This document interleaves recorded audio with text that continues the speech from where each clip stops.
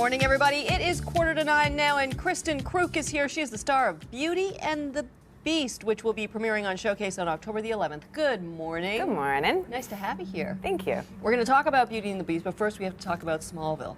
The fans of that show are serious. Yes, they're serious fans. Yeah, there are some people that worked here when we were having a show meeting yesterday. Like, they were getting, almost came to fisticuffs about who was into who, and no, you're wrong, and that was this person's cousin. And I'm like, what is happening right now? Well, it went for a decade, and it's like a sci-fi series, so that fan community is really intense and committed to their shows and their characters and their relationships, and, you know, like there were fights. People like that go to conventions and stuff. Yeah. But lots of people go to conventions. Up. Yeah, dress up. But they're, for Smallville, you can't really dress up necessarily. You could for some of the characters, Right.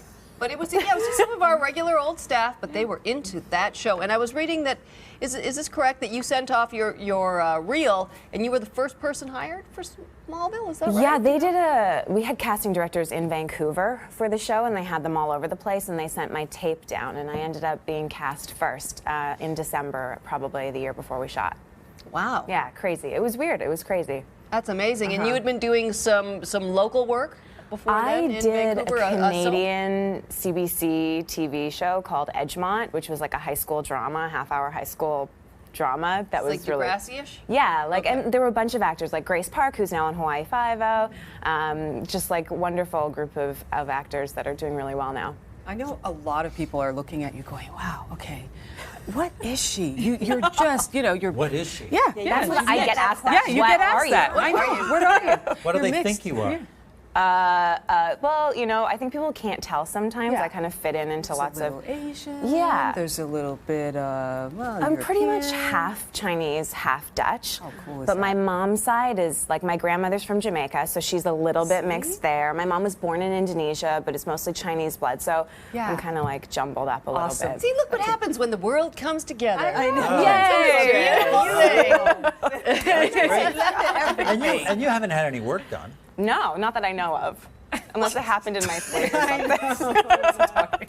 Like 22? Not that I know of. Here you go. I think that's fun. It gives you such a great perspective on the world. Because It you have your does. mom and then your dad and a whole extended It's family. very it feels very Canadian. Yeah. You know, like I really like You're that. having to constantly explain it, and so you're very familiar with your heritage. Yeah, and my mom's very, like, I feel very Canadian. Like, I was born in Vancouver. I feel very much like I'm multicultural in that sense, but it's different than in the States where, like, I feel like, as a very broad generalization, the groups are much more defined. Like, here I feel like we mix together a little What bit are you more. eating for Thanksgiving?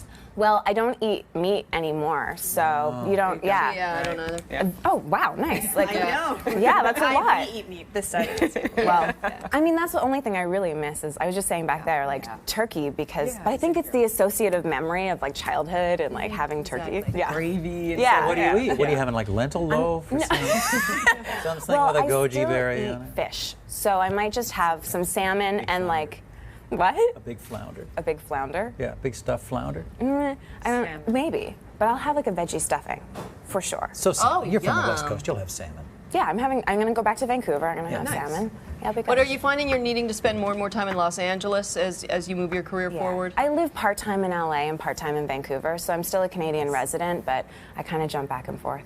Right. Oh. Yeah. You need a little bit of both. Yeah. Well, you have to Definitely stay here do. for the health care. That's a good point. That's a very good point. And you have to stay, you have to have one foot here in Canada, just kind of stay grounded too. Yeah, it Gives you feels, that. Canada feels, and Vancouver especially for me just feels like home. The rain and the mountains and the everything. rain. Yeah. Let's talk a little bit about Beauty and the Beast. We had another one of your co-stars here before, and so this is a retelling of the story. Yes. Not necessarily exactly what people would expect. No, it's a reimagining of the 1980s series with Linda Hamilton and Ron Perlman. So our version's much more modern. You know, our Beast is like this military experiment gone awry. He has to struggle with his emotions and deal with that. He's struggling to find his humanity. So ours is still so now ours is a cop drama. Theirs was more of a legal drama, and Yeah. And you're attracted to him on some level. What is the? Yes. Is that the bad boy thing essentially? Well, The beast, looking for the beast in the man. Is that what well, the thing with Catherine is that when her mom's murdered in front of her, she starts to choose people in her life as mates who are bad boys because it's emotional. You can detach. You don't have to ever be hurt again. With him, he is a bad boy in a way, but really there's a stronger connection to him based on their shared trauma. You know, she really feels open with him. So in some ways he's a bad boy, but he's not really her typical choice. She could really be hurt in their, not physically hurt, but emotionally hurt in their relationship, which is a big deal. Do you think this project found you because of Smallville, and are you comfortable with sort of doing another sci-fi-ish show? I think they definitely. I mean, it's the CW, and I started on the WB, which became the CW, and one of our showrunner teams also worked on Smallville. So yeah, I think I'm comfortable with it, and it's not super sci-fi. It's very rooted in reality. In some weird way, it could possibly have occurred, you know, in our reality right now. So it's not like they're aliens. Yeah, and thank God there's no vampires in it. There are no vampires. You're sick of vampires? Well, aren't you? I don't watch any vampire shows.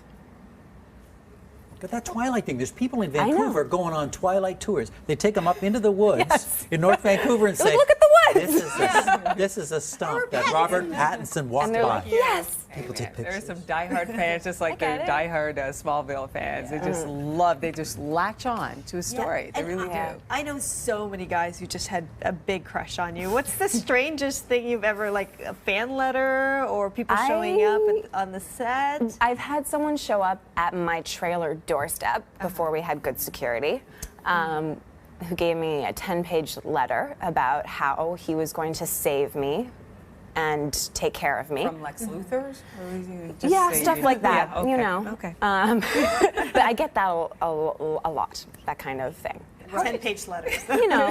You've got a collection of them. How would you describe your career so far? Would you say, I've been lucky, you sent, lucky. yeah, would you say it? I've been really, really lucky. I don't know. My first professional audition, I got a show, and it went for 5 seasons, you know, and then I got another show, and it went for 10. I did 8 of them, and it was just, I've been really blessed, and I never expected it of my life, and I feel really grateful that I've had that experience. Well, we wish you every continued success. Thank you. Kristin Kreuk and Beauty and the Beast premieres October the 11th, 9 p.m. on Showcase. Terrific meeting you. Happy Thanksgiving. Thank you, you too.